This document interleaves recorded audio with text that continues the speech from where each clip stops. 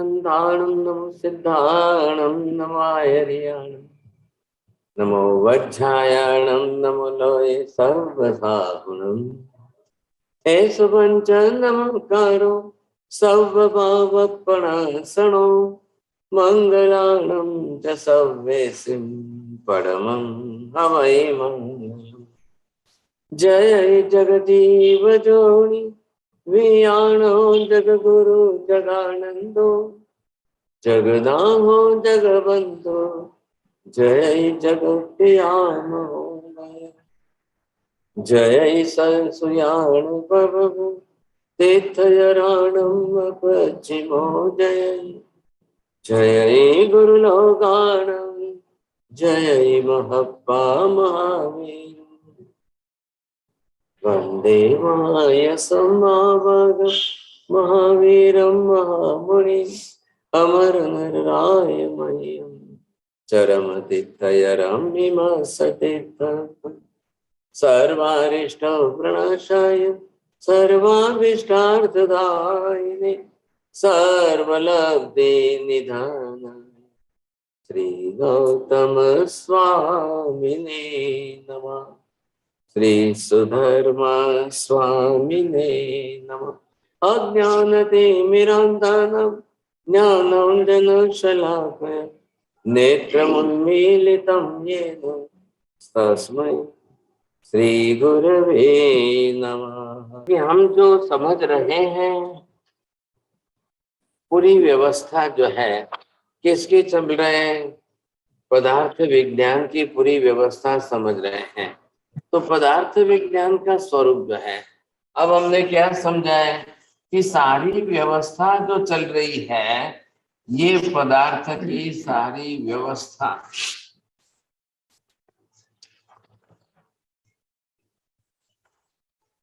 अब किसके आधार पर चल रही है, पर्याय के आधार। अब पर्याय किस तरह से किसकी हो रही है तो ये निश्चित आपको समझ लेना पड़ेगा। पर्याय जो हो रही है तो वो किसकी हो रही है और कैसे हो रही है साहब, दो बात यहाँ पर खड़ी होती है। ख्याल आ रहा है आपको, समझे कि नहीं? बोलिए राहुल जी, क्या बोलेंगे?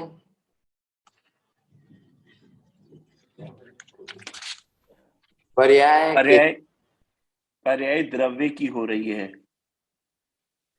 उत्पाद व्यय द्रोह। चलो पहले आप थोड़ा सा विचार कर लो। मेहता जी बोलिए। आपने बताया कि पदार्थ की व्यवस्था पर्याय के आधार पे चल रही है और पर्याय द्रव्य की भी होती है, गुण की भी होती है। हाँ बराबर। और क्यों हो रही है, कैसे हो रही है?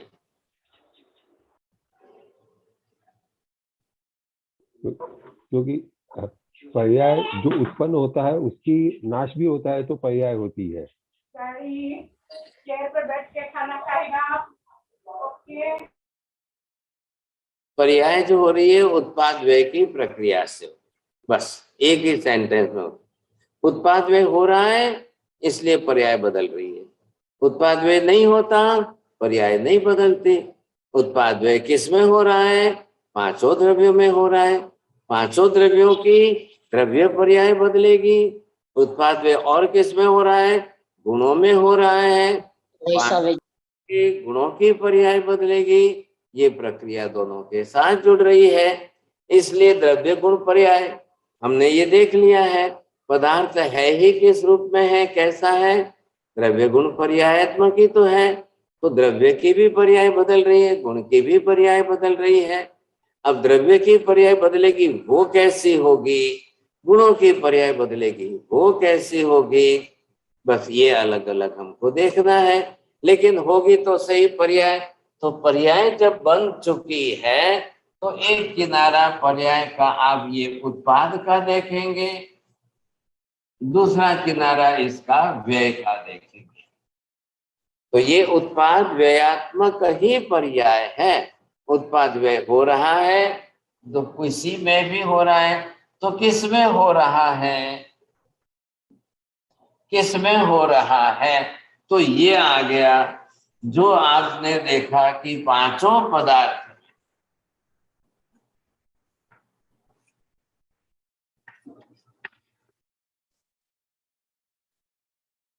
पांचों पदार्थों में उत्पाद व्यय हो रहा है तो द्रव्य पर्याय। अब द्रव्य पर्याय हो रही है तो द्रव्य पर्याय का व्यवहार चल रहा है साथ। अभी हमने पहले इस क्लास के अंदर जो है, पहले की क्लास में जो बात की, तो वो क्यों हमने की, कैसी बात की, किस विषय में की? द्रव्य कौन है? जीवात्मा। पर्याय क्या धारण की? शरीर की। अब वो शरीर में आकर के उत्पन्न हुआ, अब उसमें जीवन जी रहा है। अब ये आत्मा ने अपनी तरह से पर्याय धारण की, अब उसके हिसाब से व्यवस्था चलेगी। जिस आत्मा ने जैसे पर्याय धारण की है, अब व्यवहार और व्यवस्था उसके हिसाब से चले। व्यवहार प्रधान है ना, व्यवस्था जो है वो क्या है?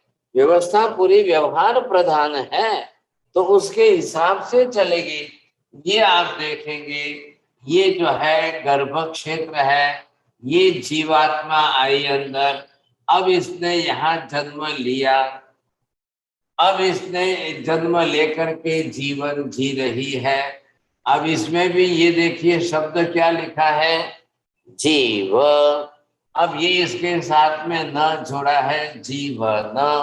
अब ये बरोबर इसके जो है जीवन का काल। अब यहाँ पर बीच में क्या आएगा? मापक व्यवहार जो है, मापक मतलब मापने का व्यवहार आप किससे करोगे? वो आएगा काल। अभी तक हमने काल को बीच में नहीं लाया है, अब लाना है। तो काल द्रव्य का व्यवस्था का स्वरूप समझ लेंगे। ये जीवात्मा अब ये जन्म ले रहा है। हाँ साहब, कब जन्म हुआ? अब उसका काल देखो। अब 10 बरस, 20 बरस, 30 बरस, 40 बरस, 50 बरस, 60 बरस, 70 बरस, ऐसे वर्षों के हिसाब में हम गणित करते गिनते जा रहे हैं। तो क्या होगा? काल आएगा तब आपको गणना करनी पड़ेगी, गिन करके सारा व्यवहार करना पड़ेगा। अब यहाँ पर ये चल रहा है, तो ये जो जन्म हुआ हम इसको उत्पाद कहेंगे। और यहाँ पर जब जाकर के मृत्यु हो जाएगी, ये मरण हो जाएगा। मरण मतलब क्या हो जाएगा? बोलिए। मरण मतलब मैं शरीर छोड़ देगी। हाँ, जो शरीर धारण किया है वो शरीर छोड़ देगी। शरीर किसने धारण किया था? उत्पाद। शरीर बनाया था किसने? जिसने बनाया था वही छोड़ेगी। और जैसे ही छोड़ करके ये बाहर निकल जाएगी तो आत्मा ही निकलने वाली है। अब ये छोड़ने की प्रक्रिया को हमने व्यय नाम दिया। ध्यान रखिए, व्यय का मतलब मूल द्रव्य का व्यय नहीं हो रहा है। जो मूल द्रव्य ने पर्याय शेप एंड साइज धारण की थी उसका व्यय हो रहा है, वो छोड़ के जा रहा है। आगे बात समझ में? पहले इसी शब्दों को आप बरोबर बोलेंगे तो ही बात बैठेगी। बोलिए भारती बहन, क्या बैठेंगे, बोलेंगे कैसे बोलेंगे? जो द्रव्य ने पर्याय धारण की है उसी पर्याय को छोड़ने को व्यय कहते हैं। बरोबर, मूल द्रव्य का व्यय नहीं हो रहा है। आ रहा है ख्याल में? आप क्यों नहीं हो रहा है? चलिए जी बोलिए। कि वो कभी नष्ट ही नहीं होएगा, आत्मा है। बहुत अच्छा, बहुत। मूल द्रव्य अविनाशी है, शाश्वत है, नित्य रहने ही वाला है, नष्ट होता ही नहीं है। ऐसा तो सवाल ही नहीं खड़ा होता है। तो जिस द्रव्य को धारण किया था वो भी व्ययशील, नष्ट होने वाला है क्या? शरीर धारण किया था, शरीर किसमें से बनाया था? पुद्गल परमाणुओं में से। अब पुद्गल परमाणु है तो पुद्गल द्रव्य भी शाश्वत तो है, परमाणु रूप में पुद्गल द्रव्य भी त्रिकाल नित्य शाश्वत है। नियम क्या है? एक भी परमाणु का संपूर्ण समूल नाश कभी होता ही नहीं है। क्यों नहीं होता है मेहता जी, बोलिए। परमाणु भी द्रव्य है, तो द्रव्य का नाश कभी होता ही नहीं है। द्रव्य है परमाणु जो है वो भी मूलभूत द्रव्य है साहब। द्रव्य है। हाँ, तो क्या होगा, नाश किसका होगा? नाश होता है पर्याय का, मतलब स्कंद पर्याय का नाश हुआ, परमाणु पर्याय उत्पन्न हुई।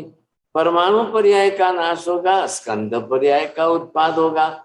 ये परमाणु पर्याय का परिवर्तन जो है, अब ये परिवर्तन कितनी बार होगा, कैसे होगा साहब? ये पर्याय तो मूल द्रव्य कौन है? परमाणु। अब इस परमाणु ने क्या किया है, जब संघात भाव, मतलब क्या हुआ, संघात भाव के अंदर ये जब मिल गए, अब जाकर के ये स्कंध बन गए साहब। अब ये स्कंध बने तब हुआ उत्पाद। परमाणु पर्याय का व्यय हो गया।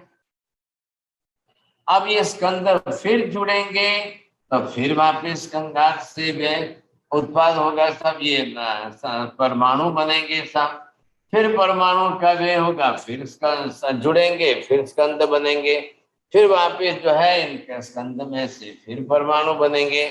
आज जाकर के आप सिमंदर स्वामी को पूछिए, हे परमात्मा, एक परमाणु ने आज दिन तक कितनी पर्याय धारण की है? माता जी पहले बोलिए, प्रश्न समझ में आया आपको? जी साहेब, परमात्मा से पूछा गया कि परमाणु ने कितनी पर्याय धारण की हैं, तो अनंत पर्याय धारण की हैं। एक परमाणु ने आज दिन तक कितनी पर्याय धारण की है? अब इसका उत्तर क्या आएगा? अनंत बार। अब क्यों? हे भगवान, भविष्य में भी यही परमाणु कितनी पर्याय धारण करता रहेगा, तो भी केवल ज्ञानी उत्तर क्या देंगे? अनंत। अब इससे क्या सिद्ध हो गया? एक परमाणु कभी भी नष्ट होता ही नहीं है। क्यों नहीं होता है? मूल द्रव्य रूप से है। भले ही पुद्गल हो, ध्यान रखना, पुद्गल होने से क्या हो गया? गुण ही तो बदले हैं ना। पुद्गल भी मूलभूत एक द्रव्य तो है, भले ही उसके गुण बदल गए तो क्या हो गया? वर्ण गंध रस स्पर्श वाला है, लेकिन पुद्गल भी अस्थि कायात्मक द्रव्य अवश्य है।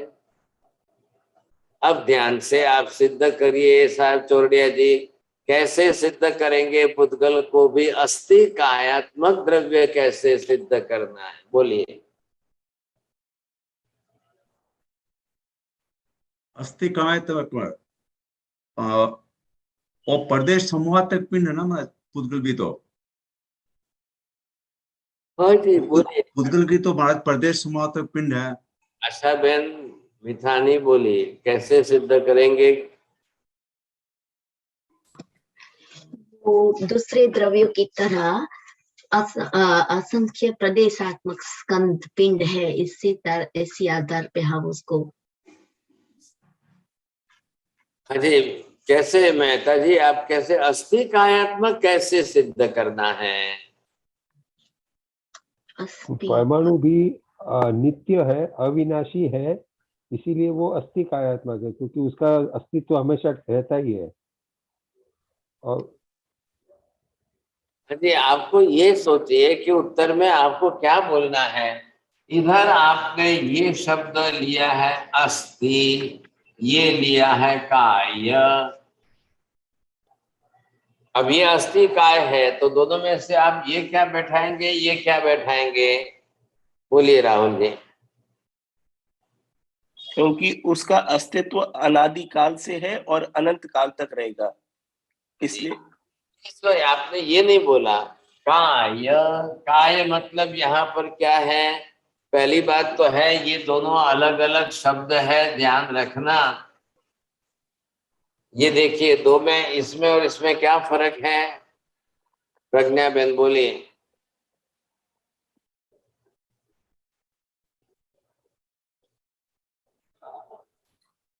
કાયા એટલે તો શરીર પૂતગલનું જે બનાવ્યું હોય અને काय એટલે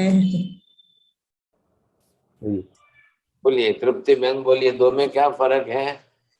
શરીર વાળા સાહેબજી પરમાણુ લાઈક એ કહે છે કે અસ્થિકા એટલે 4 પર્યાય તો હોય જ, એટલે आप इधर 27 लोगस गिनना, आप इधर उधर जाइए ना, फिर इधर उधर जल्दी जाने में क्या फायदा आपको?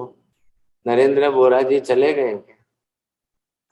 अभी कोने पूछू? रशीला बहन ने पूछी तो ये तो जुदी जात नो जवाब दे। Can I try, महाराज साहब? विपिन भाई बोलिए।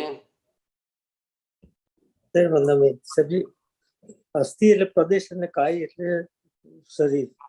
अरे भाई साहब, ये काया मतलब शरीर, क्यों गलती करते हो? પરમાણુ मैटर बोल सकते हैं क्या? काय को मैटर, मैटर और સાહેબ સમૂહાત્મક પિંડ શરીર સ્વરૂપ. તો ધારણ સાહેબજી काय એટલે સમૂહ. સમૂહ સાહેબજી બોલો. हाँ बोलो, जल्दी बोलो। કાયા એટલે આપણે પરમાણુ ઔદારિક વર્ગણ.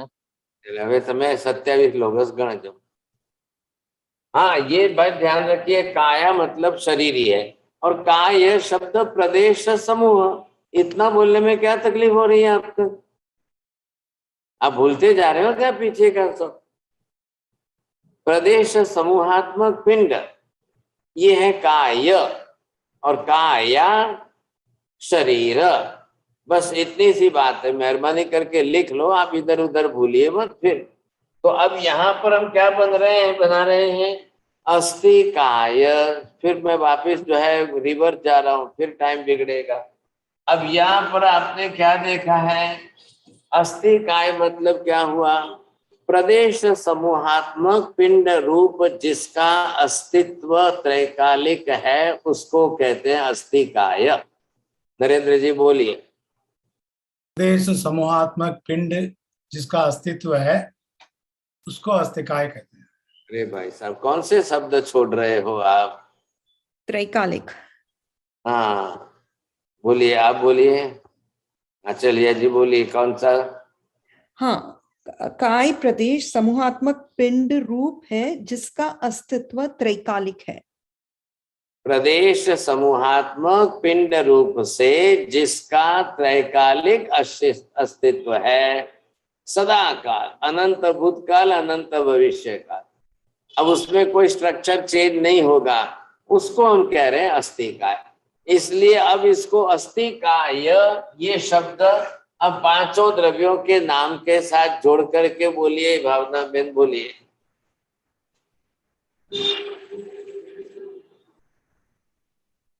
नहीं, चलो प्रवीण भाई बोलिए।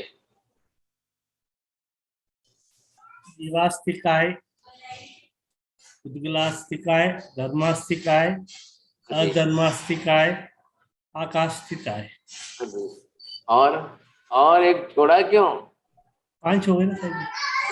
उद्गलास्तिकाय। चलो अब ये सबके साथ जोड़कर इसका मीनिंग घटाइए। अभी जो डेफिनेशन की वो शैलाबेन दलाल बोलेंगे, घटाएंगे? नहीं, चलिए कानन बेन बोलिए। अभी हमने क्या डेफिनेशन बनाई, वो आपको नाम जोड़कर सब में घटानी है। अब ये स्टार्टिंग के विषय आ गए। सर आकाश अस्तिकाय को हम बता सकते हैं, आकाश अस्तिकाय मतलब प्रदेशात्मक समूहात्मक पिंड स्वरूप जिसका अस्तित्व त्रैकालिक है, उसे हम आकाश अस्तिकाय कहते हैं। वैसे ही धर्मास्तिकाय के लिए हम बता सकते हैं सेम, जिनके प्रदेश आकाश धर्मास्तिकाय मतलब जिनके प्रदेश समूहात्मक पिंड स्वरूप जिसका अस्तित्व त्रैकालिक है, जो अनंत भूतकाल और भविष्य काल में है, उसे धर्मास्तिकाय कहते हैं। वैसे ही पुद्गल अस्तिकाय के लिए पुद्गल अस्तिकाय एक प्रदेश समूहात्मक पिंड स्वरूप है जिसका अस्तित्व त्रैकालिक है। जीवास्तिकाय मतलब एक प्रदेश समूहात्मक पिंड स्वरूप है जिसका अस्तित्व भी त्रैकालिक है। एक प्रदेश क्यों बोला? सॉरी, एक क्यों बोला? सॉरी सॉरी और लास्ट वन अधर्मस्तिकाय। अधर्मस्तिकाय प्रदेश समूहात्मक पिंड स्वरूप है जिसका अस्तित्व त्रैकालिक है। बहुत अच्छी बात। अब आप जो है इसके साथ आशा बहन आप संख्या शब्द जोड़ करके बोलेंगे। किसके कितने प्रदेशों की संख्या है उस हिसाब से जोड़ करके इसी वाक्य को पूरा बोलेंगे। ट्राई करती हूँ। आकाश अस्तिकाय असंख्य अनंत आकाश अस्तिकाय अनंत प्रदेशात्मक या असंख्य प्रदेशात्मक समूहात्मक। आप कंफ्यूज मत होइए, पहले लिख लो। मीना बेन बोलसो नहीं भावे? चलो हंसा बेन गढ़ा, जयंत भाई शाह। चलो अब नहीं बोलना है, जिनकी इच्छा हो बोलिए साहब। हाँ, जीवास्तिकाय असंख्यात प्रदेश समूहात्मक पिंड स्वरूप जिसका त्रैकालिक अस्तित्व है। आकाशास्तिकाय अनंत प्रदेश समूहात्मक पिंड स्वरूप जिसका त्रैकालिक अस्तित्व है। धर्मास्तिकाय संख्यात प्रदेश समूहात्मक पिंड स्वरूप जिसका त्रैकालिक असंख्य प्रदेश समूहात्मक पिंड स्वरूप जिसका त्रैकालिक अस्तित्व है। अधर्मास्तिकाय असंख्य प्रदेश समूहात्मक पिंड स्वरूप जिसका त्रैकालिक अस्तित्व है। पुद्गलास्तिकाय संख्यात असंख्यात और अनंत प्रदेश समूहात्मक पिंड स्वरूप जिसका त्रैकालिक अस्तित्व है। माता जी आप इसके अंदर दूध में शक्कर डालते हुए एक शब्द कौन सा जोड़ करके बोल सकते हो?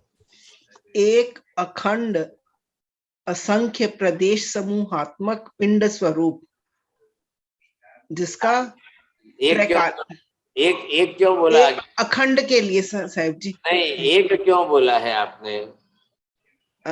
एक जीवात्मा के लिए। हाँ, तो ऐसा क्यों किया फिर? पूरे मतलब जीवास्तिकाय के लिए अखंड प्रदेश समूहात्मक पिंड स्वरूप। नहीं, एक और शब्द छोड़ रहे हैं। असंख्य प्रदेश समूहात्मक पिंड स्वरूप जिसका स्वरूप त्रैकालिक है। चलो अब आप वाक्य रचना लिख लो, नहीं तो टाइम चला जाएगा। ठीक। अब ये ऐसे जाएगा तो मेरे को फिर पहली क्लास में जाना पड़ेगा, फिर रिवर्स में जाना पड़ेगा, तो बहुत टाइम चला जाएगा, बहुत मुश्किल हो जाएगा भाई साहब। थोड़ा थोड़ा मैं आपको सबको रिक्वेस्ट करता हूँ, प्लीज मेहरबानी करके पिछली क्लासों को देखते रहिए, दोहराइए, नहीं तो भूल जाएंगे आप। आज हम आगे बढ़ रहे हैं ना, यहाँ पर पर्याय आ गई बात। पर्याय किसको कहेंगे? हाँ जी बोलिए साहब, किसको आता है? पर्याय किसको कहना है? कुंजल बहन बोलेंगे आप?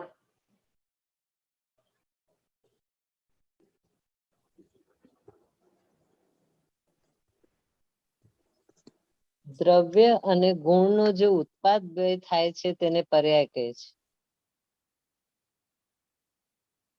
बोलिए, और कौन अच्छा बोल सकते हैं? ललिता बहन जी बोलेंगे? उत्पाद व्यय की क्रिया को पर्याय कहते हैं। अधूरा होता है, थोड़ा अधूरा लग रहा है। उत्पाद व्ययात्मक पर्याय है। हाँ बरोबर है, बहुत अच्छी बात है, लेकिन कुछ जोड़ना पड़ेगा उसमें। पांचों द्रव्यों का उत्पाद व्यय। चलिए साहब, किसको बनाना आता है? चोडिया जी चले गए साहब। बोलो कानन बहन बनाओ। सो आज मैं हूं पर से महाराज पर्याय तो परिवर्तनशील हो गया, उत्पाद की प्रक्रिया हो गया। अब सेंटेंस बनाना मेरे ध्यान में नहीं है महाराज। मैं भी कहूँ मैं क्या कहूँ? उत्पाद व्यय की प्रक्रिया से, उत्पाद व्यय की प्रक्रिया जो पदार्थ में होती है उसे पर्याय कहते हैं। सेट करिए ना, बनाइए साहब, तैयार करिए, थोड़ी मेहनत करके देखिए। अरे वच्चे वच्चे आवाज आवे छे बहु ज। जरा किसका है? मैं बोलूं? हाँ बोलिए। द्रव्य में उत्पाद व्यय की प्रक्रिया से जिसका आकार प्रकार परिवर्तन होता रहता है, जिसकी अवस्था बदलती रहती है, उसे पर्याय कहते हैं। अब थोड़ा दोबारा पहले मन में सेट करो वाक्य रचना, फिर बाद में बोलना।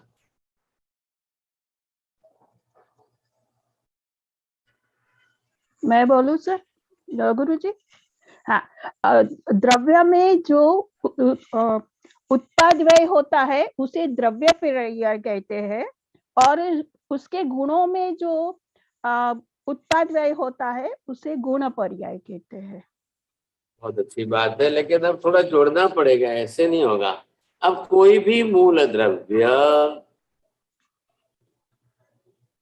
कोई भी मूल द्रव्य आकार प्रकार धारण करने के लिए जो प्रक्रिया करे, उत्पन्न होए और नष्ट भी होए, उसको पर्याय है। इसी तरह से किसी भी द्रव्य का कोई गुण भी जो है वो व्यवहार में आए और उस प्रकार से उत्पन्न और नष्ट होता रहे, तब वो गुण की पर्याय बनेगी, ये द्रव्य की पर्याय बनेगी। आत्मा द्रव्य है, उसने एक आकार प्रकार, आत्मा का तो आकार प्रकार है ही नहीं। अब आत्मा ने आकार प्रकार धारण करने के लिए पुद्गल को ग्रहण करके शरीर बनाया, ये उत्पाद, और शरीर छोड़ा, ये व्यय।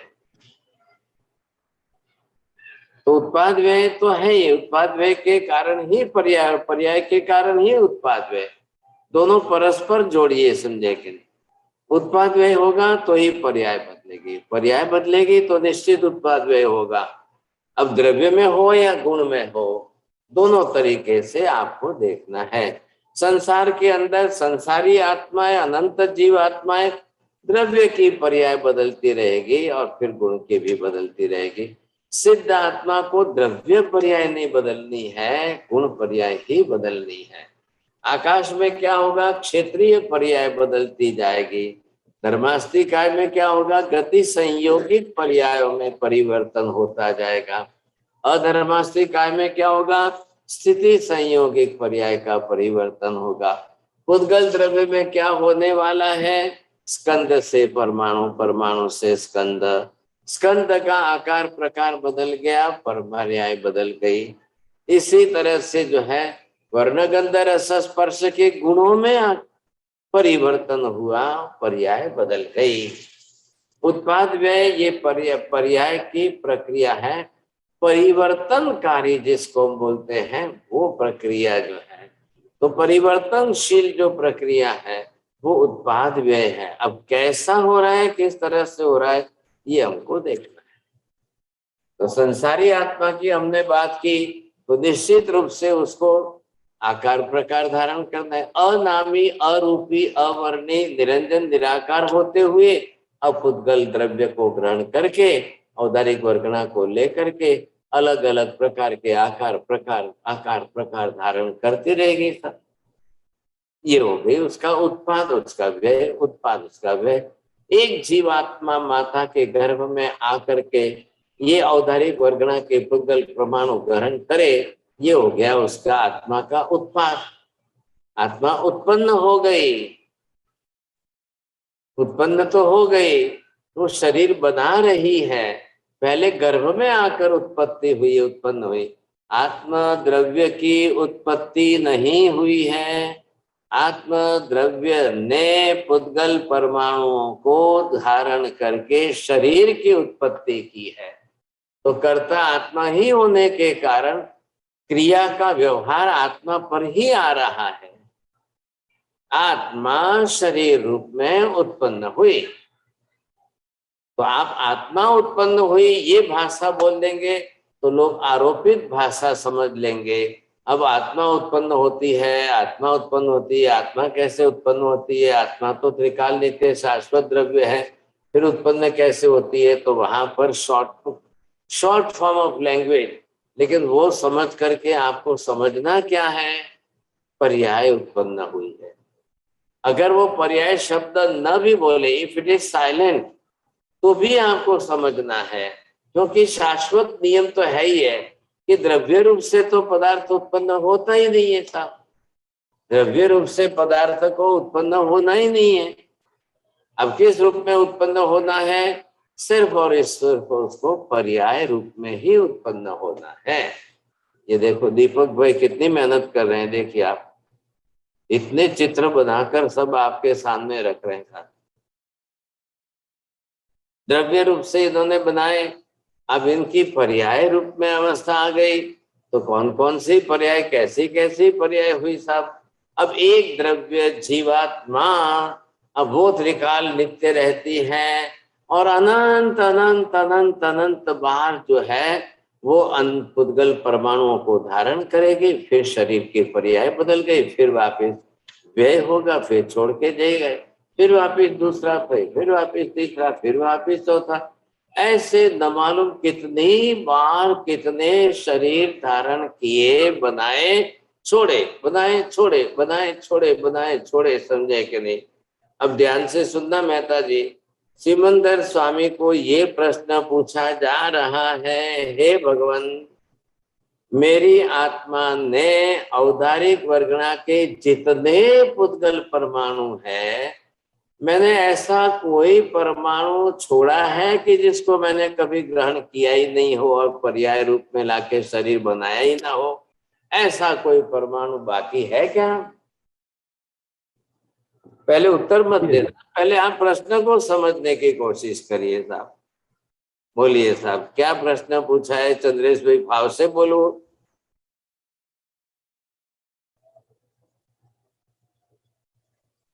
सिमंदर स्वामी के पास जाके अपन पूछे कि हमारा जीव ने कितनी पर्याय धारण की है। थोड़ा थोड़ा समझने की कोशिश करिए। बोलो कानन बेन, बोलेंगे आप? प्रश्न क्लियर करिए पहले। हमें आज सिमंदर स्वामी को जाके यह पूछना है कि इस जीव ने कभी भी कोई भी ऐसा कोई भी परमाणु है जो वर्गणा से ग्रहण ना किया हो। समझे नहीं क्या? थोड़ा समझ करके बोलने की कोशिश करिए।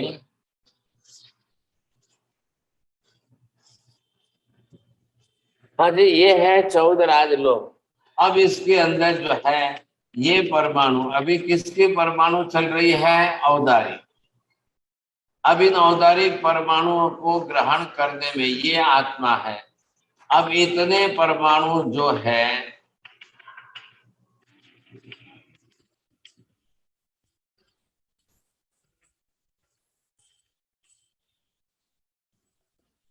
जी मेहता जी, ये है औदारिक वर्गणा के परमाणुओं की संख्या कितने लिखूं?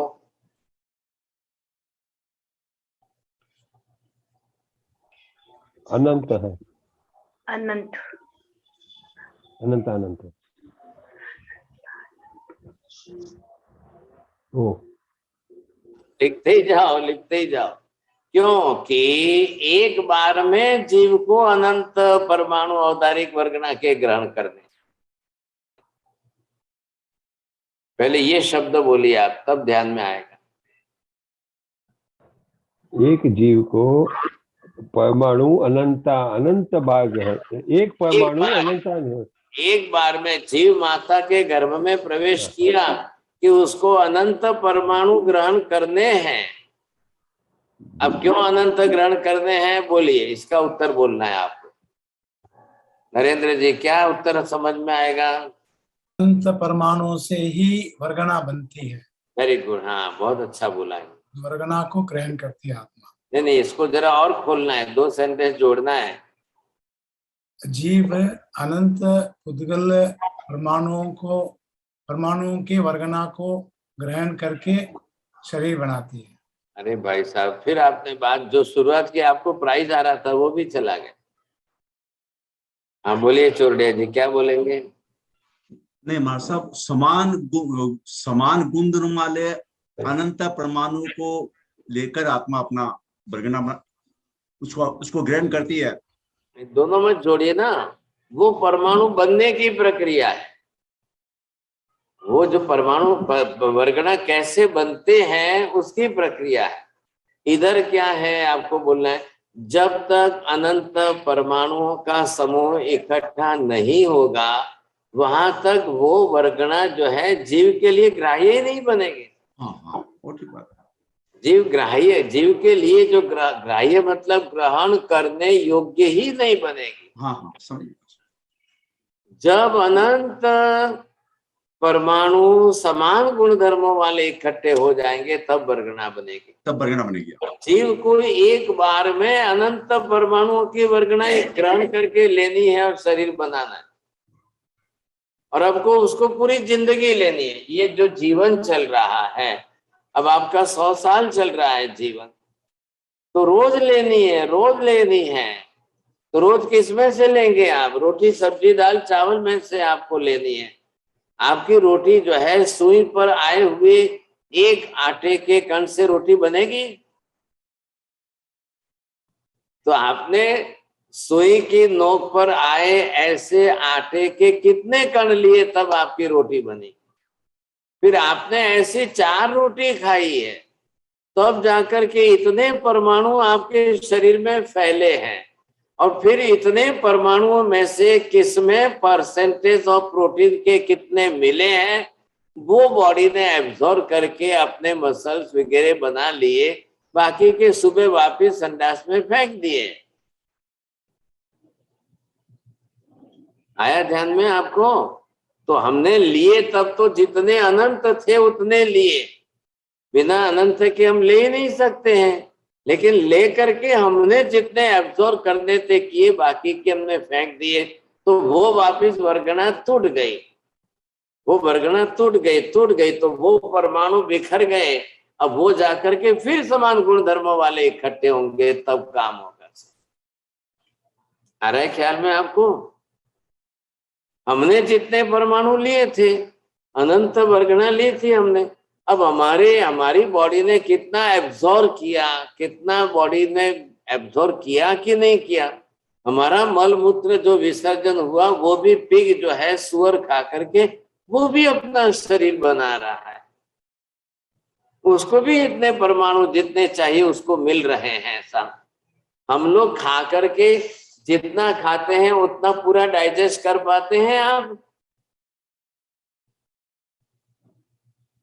हमारी पाचन शक्ति इतनी नहीं है, इच्छा शक्ति ज्यादा है। इच्छा शक्ति से खा तो लेते हो लेकिन इतना पाचन कर नहीं सकते हो, पचा नहीं सकते हो, तो वो जो विसर्जन होगा उसमें भी इतने परमाणु गए औदारिक के, तो वो दूसरा जीव सामने वाला खा करके वो अपना शरीर बना रहा है। तो जब आप परमाणु लेंगे साहब, अब कितने लोग लेने वाले हैं? मेहता जी थोड़ा ध्यान से समझने की कोशिश करना, 2 ही मिनट का काम है, थोड़ा कंसंट्रेशन ज्यादा करना। संसार में औदारिक वर्गणा ग्रहण करने वाले लेने वाले जीवों की संख्या कितनी है? अनंत जीवों की संख्या, अनंत जीवों की संख्या है, और प्रत्येक को एक बार में अनंत परमाणुओं का समूह वर्गणा रूप में वही लेना है। तो कितने हो जाएगी वर्गणा के परमाणु? अभी तो हम औदारिक की बात कर रहे हैं, फिर 8 वर्गणा की बात करिए साहब, वो कितनी हो जाएगी साहब? कोई भी हमारे में से कोई भी हो, उसको जो है सुई की नोक पर आता हुआ आटा का एक कण दे दो, क्या उसका पेट भरेगा? क्या होगा उसके शरीर में? तो फिर आपका जो है इतना 60, 70, 80 किलो वजन कहाँ से हुआ? ये मेहता जी का वजन कितना है? 90 किलो के ऊपर है, देख लो। ये वजन किसका है? कहाँ से आया इतना वजन? इतना वेट किसका? Weight and mass and velocity ये तो पुद्गल के हैं। तो पुद्गल की आपने कितनी वर्गणाओं को ले करके इकट्ठा करके अपने शरीर का इतना वजन बनाया। अब जब आप जो है इतना शरीर का वजन बन गया, अब ये मेहता जी की मृत्यु के बाद जब इनका शरीर जलाया जाएगा तब 90 किलो का 90 ग्राम में ही राख बनेगी। 90 किलो वजन की ग्राम राख जो है वो 90 ग्राम बनेगी। अब वो ग्राम ले जा करके 90 ग्राम आप जो है ले जाकर नदी में डाल देंगे। अब वो नदी का पानी सब खेतों में जाएगा, फिर उसमें से गेहूं पैदा होंगे, फिर उसमें से चावल पैदा होंगे, फिर आप गेहूं लाएंगे, फिर आटा पिसाएंगे, फिर आटा पीसने के बाद पानी डालकर गूंथेंगे, तब जाकर के रोटी बनेगी। वो रोटी आप खाएंगे, फिर वापस उस रोटी के परमाणु आपके शरीर में फैलेंगे, फिर वापस विसर्जन करेंगे। ये क्या चल रहा है? ये साइकिल चल रही है। तो किसकी साइकिल चल रही है? परमाणु की साइकिल चल रही है। तो इसमें क्या हो रहा है? बार बार उत्पाद व्यय, उत्पाद व्यय, उत्पाद व्यय, उत्पाद व्यय। अब प्रश्न पूछा जाए सिमंदर स्वामी को, हे भगवान, एक परमाणु के उत्पाद व्यय की प्रक्रिया से कितनी पर्याय, कितनी बार बदली? सूर्य जी पहले आप प्रश्न बोलिए, समझ गए हो तो प्रश्न सही बोलो। हाँ मार्सा, आपने फरमाया कि एक परमाणु ने कितनी पर्याय बदली, कितनी पर्याय बदली? शायद कितने शब्द छोड़े आपने? मैं ध्यान नहीं दिया आज। तो यही तो आपकी विशेषता है। अब रसीला बहन बोलेंगे ना तो वो और 2 शब्द जोड़ के बोलेंगे, और जो मेरे बोले हुए शब्द वो छोड़ के अपने डाल के बोलेंगे। ये तकलीफ है इनकी। बोलिए तृप्ति बहन, बोलेंगे आप? सिमंदर स्वामी से पूछें कि एक परमाणु ने अनंत जन्मों में कितनी पर्याय बदली? जन्म का है, परमाणु के लिए जन्म शब्द का प्रयोग क्यों करना चाहिए? अनंत समय में एक एक परमाणु ने उत्पाद व्यय की प्रक्रिया से कितनी बार पर्याय बदली है? एक परमाणु ने उत्पाद व्यय की प्रक्रिया से कितनी पर्याय बदली है? पर्याय बदली है साहब, कितनी पर्याय, कितनी बार बदली है। और परमाणु भी शाश्वत द्रव्य है, परमाणु भी नष्ट तो हुआ ही नहीं है, पर्याय बदलती गई साहब। परमाणु शाश्वत द्रव्य है, चाहे कितनी अनंत अनंत अनंत परमाणु की अनंत पर्याय बदलती जाए तो भी परमाणु तो परमाणु ही रहने वाला है, वो तो नष्ट होने वाला ही नहीं है। कितनी बड़ी विशेषता है, आप सोचिए। भगवान का उपकार मानो, रोज उपकार मानो, जितनी बार मंदिर जाओ, जितनी बार दर्शन पूजा करो, रोज उपकार मानो। हे परमात्मा, कितनी बड़ी गजब कर दी आपने, इतना बड़ा रहस्य खोल दिया, इतना बड़ा सत्य जगत को दे दिया। हर बात में द्रव्यानुयोग के तो एक एक सिद्धांत जो है ना वो शाश्वत सिद्धांत है, इसीलिए तो समझना है। हाँ, हमको थोड़ी मेहनत करनी पड़ेगी साहब दिमाग में बात बैठाने के लिए। हम तो, भगवान तो केवल ज्ञानी अनंत ज्ञानी है और हम तो अल्प ज्ञानी है साहब। अनंत ज्ञानी की बात को अल्प ज्ञान में लाकर बैठाना बहुत मुश्किल है, और फिर हमारे क्षयोपशम से हमको समझ में आ जाए तो बहुत बड़ी बात है। और वो सही समझ में आया कि नहीं आया, इसलिए मैं आपके मुझ से बुलाता हूँ। ये खास करके द्रव्यानुयोग में ही ज्यादा मेहनत पड़ती है। आपको बात आपके मुझ से बुलाता हूँ तब मुझे थोड़ा सेटिस्फेक्शन हो रहा है कि हाँ कुछ तो समझ में आ तो रहा है कि नहीं। फिर मैं वही चिंता करता हूँ, और सिंपल करो, और सिंपल करो, और सरल करो। तो इतने में तो जो है घड़ी आगे बढ़ जाती है, घड़ी आगे फास्ट चली जाती है। मैं भी क्या करूं, ये समस्या है। एक एक परमाणु की बात आ गई, और जो बात मैंने अभी प्रश्न परमाणु के बारे में किया है वही बात आप आत्मा के बारे में करिए ना। एक आत्मा ने कितनी पर्याय धारण की है, तो भी सिमंदर स्वामी का उत्तर वही आएगा जो पहले परमाणु में आया है। सिमंदर स्वामी अपने केवल ज्ञान से जान करके बताएंगे, एक एक आत्मा ने अनंत पर्याय धारण की है, अनंत अनंत बार उत्पन्न हुई, अनंत बार व्यय हुआ, अनंत बार शरीर बनाया, अनंत बार शरीर छोड़ा। ये तो अच्छा है। अच्छा क्या है कि एक आत्मा का एक प्रदेश भी बिखरता नहीं है, नष्ट होता नहीं है साहब। ये बड़ी विशेषता है। इसलिए आत्मा भी अखंड द्रव्य बना रहा है। अब वो भले ही अनंत अनंत पर्याय को धारण करता रहे, करता रहे, करता रहे। अब सिमंदर स्वामी उपदेश क्या दे रहा है, हे भाग्यशाली चेतन आत्मा, अब इतनी अनंत अनंत अनंत बार पर्याय धारण करके उत्पाद व्यय करके तुम थक नहीं गए? अब तो छोड़ो इस संसार को, क्योंकि जितनी बार उत्पन्न होगी उसमें दुख होगा, जितनी बार व्यय होगी उसमें दुख होगा, जितनी बार शरीर बनाएगी, शरीर धारण करेगी, शरीर को साथ में लेकर जन्मेगी, उतनी बार उसको वेदना, पीड़ा, तकलीफ, दुख बहुत होने वाला है।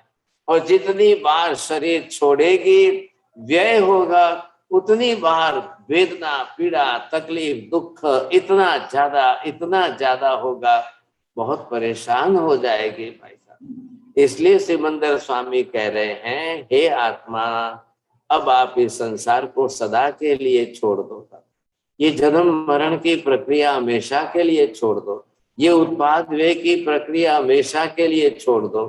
बस आत्मा अब पुद्गल परमाणु को ग्रहण करे ही नहीं, उत्पन्न होवे ही नहीं, फिर वापिस व्यय होवे ही नहीं, द्रव्य रूप से आत्मा इस जन्म मरण की प्रक्रिया को, उत्पाद व्यय की प्रक्रिया को छोड़ दे, इसी का नाम मोक्ष है, इसी को मोक्ष कहते हैं। हे आत्मा, अब इस दिशा में चलो, रोज मंदिर जाओ तो भगवान को प्रार्थना करो, हे भगवान इस जन्म मरण के चक्कर में से छूट जाओ, हे परमात्मा इस आत्मा को जो है अनंत बार उत्पाद व्यय के कारण पर्याय का परिवर्तन जो हो रहा है, ये बड़ा ही दुखदाई है, बहुत ही दुखदाई है। अब इस चक्कर में से मैं छूट जाऊं तो बहुत बड़ी बात।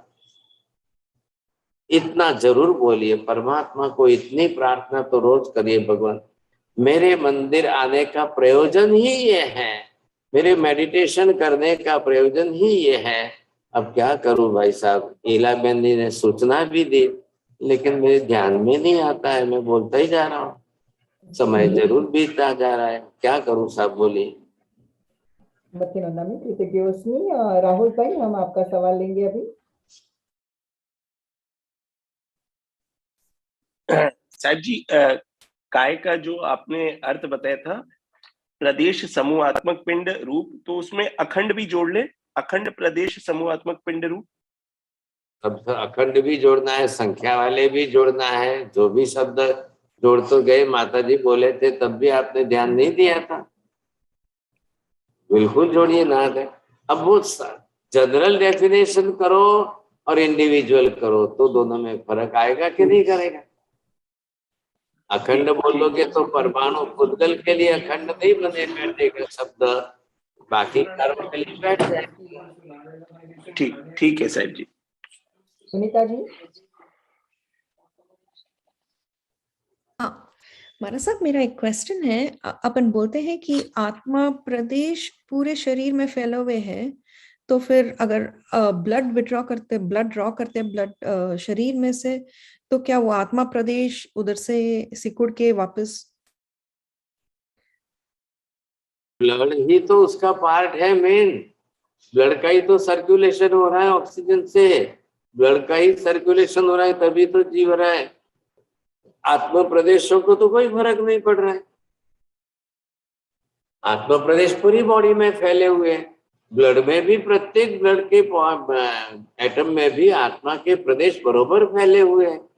अभी तो आप एक सेल में, हाँ जी, एक ब्लड सेल्स में भी आत्मा प्रदेश रहेगा। हाँ जी, हाँ बिल्कुल बिल्कुल, सब में। आप बैठे हो, आपके हाउस के अंदर घर में लाइट की है तो सब जगह फैल रही है कि नहीं? यस, सेम लाइक दैट आपकी बॉडी में जो है आत्मा भी जाएगी तो वो सब जगह फैलेगी, तभी तो आपको वेदना, पीड़ा, दुख, तकलीफ उत्पन्न होगी, महसूस होगी। डॉक्टर एक इंजेक्शन लगाए तो वेदना हो रही है कि नहीं? होएगी, लेकिन एनेस्थीसिया लगाते तो वेदना नहीं होती है ना वो जगह पे। एनेस्थीसिया एक ऐसा केमिकल है थाइलोकिन का, वो लगा करके आपको जो है आपके नर्वस सिस्टम को रोका जा रहा है थोड़ी देर के लिए, और कुछ नहीं है बस।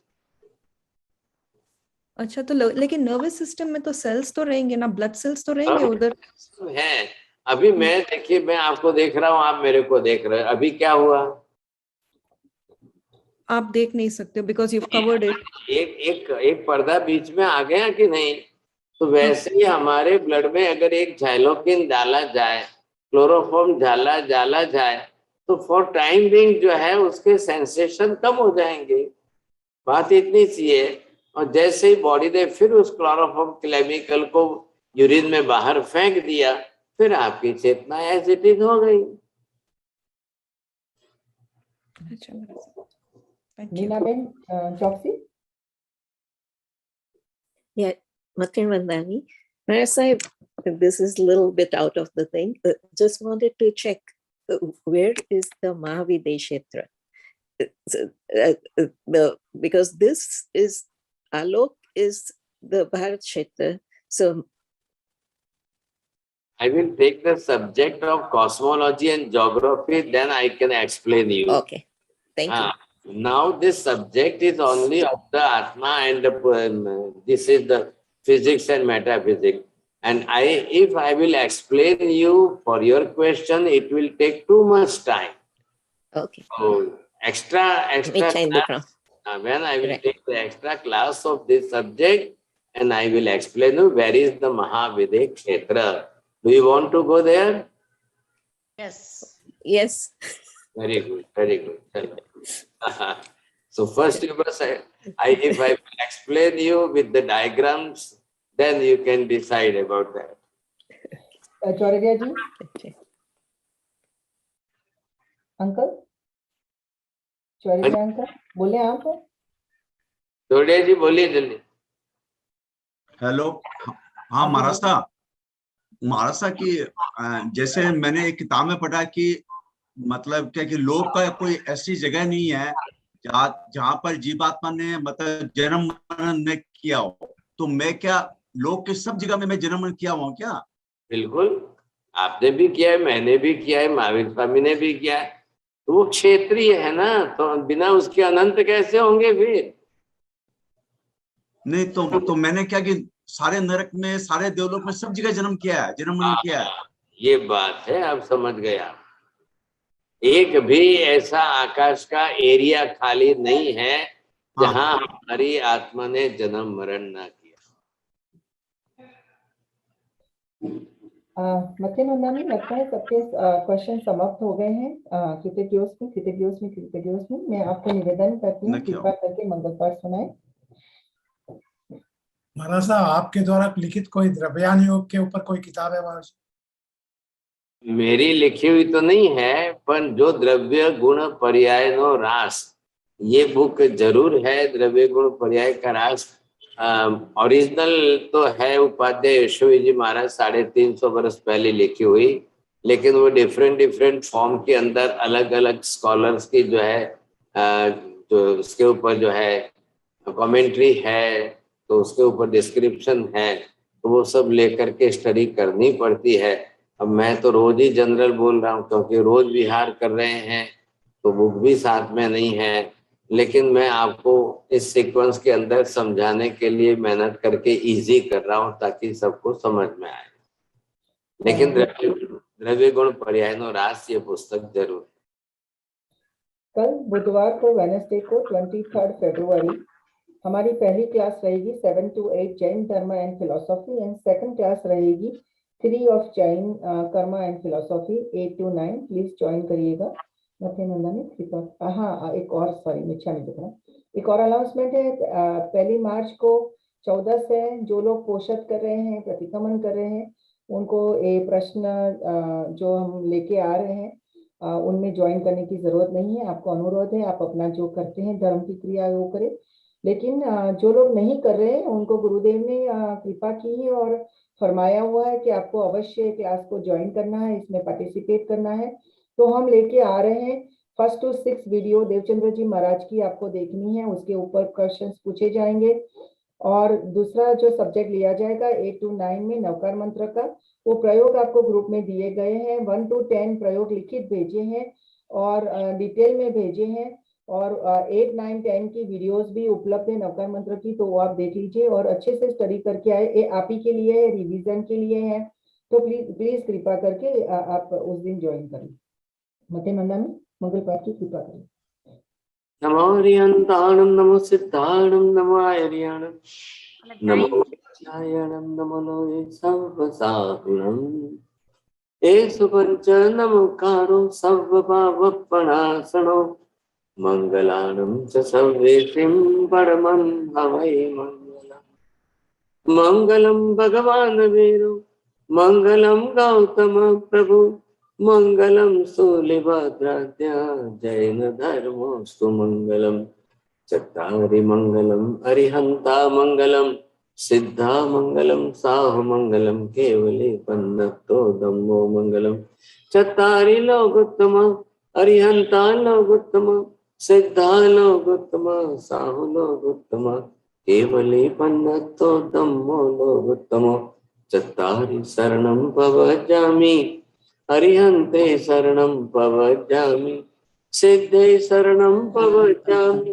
साहु शरणं प्रव्रजामि केवले पन्नतं धम्मं प्रव्रजामि सर्वमङ्गलमाङ्गल्यं सर्वकल्याणकारणं प्रधानं सर्वधर्माणां जयनं जयति शासनम्।